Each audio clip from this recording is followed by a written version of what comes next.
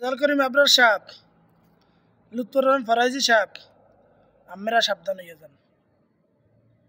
ওই দিন যে বাহাজের তারিখ দিলেন, এই বাহাজ যে কেন হয় নাই হ্যাঁ মোরা বুঝি হয় না, আমিও কারণে আমরা আপনাকে ওই আপনাকে সমস্যার কারণে বাহাজ হয় নাই। প্রশ্ন করতে পারেন মোরা কি হচ্ছি কে? আমরা যে বাহাজের তারিখ দিছেন, এই বাহাজের জিলাপির ব্যবস্থা করেন না, হ্যাঁ আগে না বাহাজের তারিখ দেবেন, জিলাপির ব্যবস্থা করবেন না, আর হেইবে আছে আলাউদ্দিন জিহাদি সব যাবে, আপনারা ভাবলেন কি হয়ে গিয়া? সাবধান হইয়া যান। আপনারা জিলাপির ব্যবস্থা করেন না, এর লিগে হারা কদ্দুর গেছিল, এই কদ্দুর যাইয়া এরপরে যে কোন বাড়ি পর্যন্ত যাইয়া ঠিয়া এই যে যখন হচ্ছে যে বাহাসে জিলাপি নাই, হেন তারা কি একটু লাইফ টেপ করে কেটে গেছে। দোষটা আমি গো, বাহাসের ব্যবস্থা করবেন, আগের তো জিলাপির ব্যবস্থা করবেন না।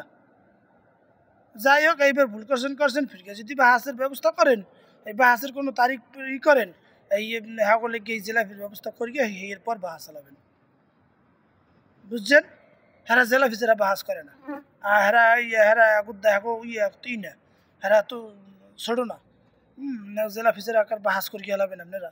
হেরা জিলাপি যারা বাহাস করে না, এই সাবধান নিয়ে যান। পরবর্তীতে এরপরে যে সময় বাহাসের তারিখ হেলাবেন, ওই জিলাপির ব্যবস্থা আগে করবেন, এর পর হবে বাহাস।